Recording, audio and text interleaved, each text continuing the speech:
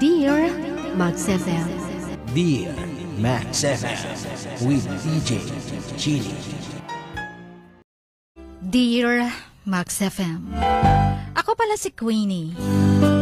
At gusto ko lang pong i-share ang mga realizations ko sa buhay. Papunta ka pa lang, pabalik na ako. It hits different now. Nakapunta na po ako. At malungkot pala dito. Kaya pala tahimik yung mga matatanda dati, nung bata pa tayo. Kasi pagod silang magtrabahong maghapon. Pagod na silang mag-isip. Pagod sila mag-budget ng sweldo nila. Pagod na silang umalis ng bahay ng umaga, pero uuwi, gabi na. Pagod na silang magtrabaho ng malayo sa pamilya. Pagod na silang magpanggap at ipakita sa mga mahal nila na kaya pa nila. Pero wala silang magagawa kasi kailangan. At mas naiintindihan ko na kasi ngayon, ako na sila. Og dili di ay lalim. Kanang sa una, moingon ta, kani akong buhaton para ma-achieve na ako ni. Sometimes we think too easy and that expect life to be easy. Labi na tong bata pa ta. As we grow older, na-realize nato nga dili man di ay ingon ana kadali ang kinabuhi. Sometimes dili mahitabo ang gi-expect nato nga mahitabo. Kay usahay na ay mga unexpected turn of events. Na ay mas dako nga mahitabo or least sa atong gidahom. Pero bisan pa man, ning kamot ra gihapon ta, kay bisan di lalim maani ra gihapon nato ang atong paningkamot sa umaabot. There's an exact moment na lumabas naman tayo ng bahay para makipaglaro sa mga kababata natin. Without knowing na yun na palang huli. Isang yugto sa dapit hapon na nakasalampak tayo sa lupa o semento habang magkakausap matapos ang nakakapagod na laro. At isa-isa na tayong tinatawag ng mga magulang natin kasi dumidilim na. Meron tayong kababata na lumipat na ng bahay.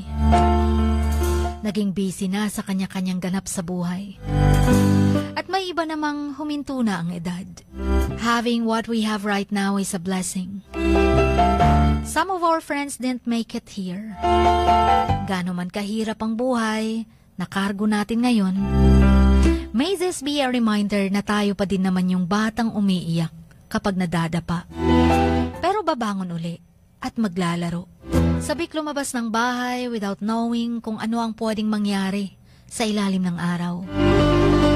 Tayo pa din yung batang mababaw lang ang kaligayahan.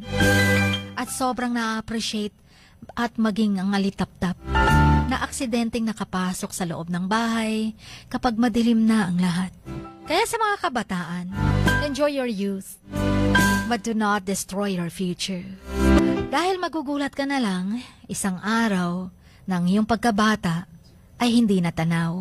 Sa sobrang bilis ng panahon, ay tila gunito na lang or gunita na lang ang nagdaang kahapon.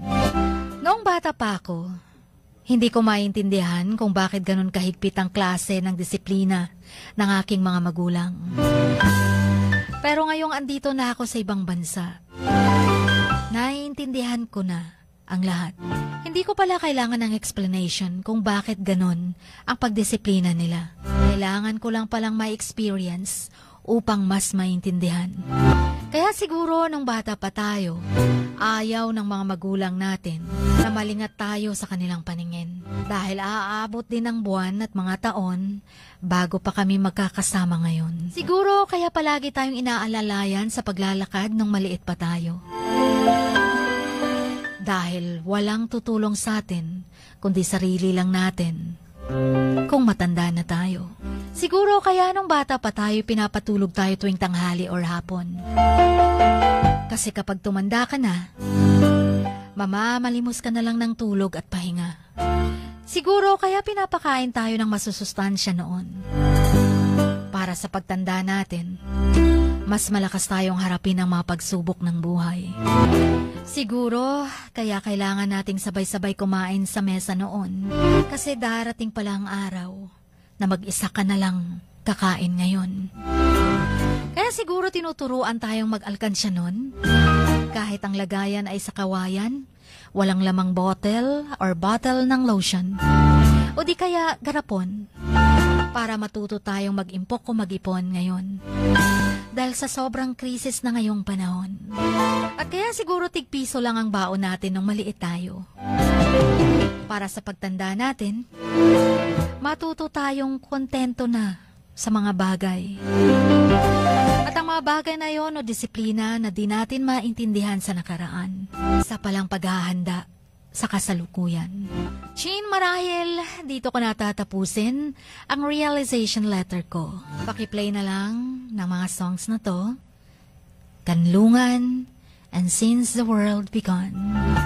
Hanggang dito na lamang. At maraming salamat. Ang inyong kamax, Queenie.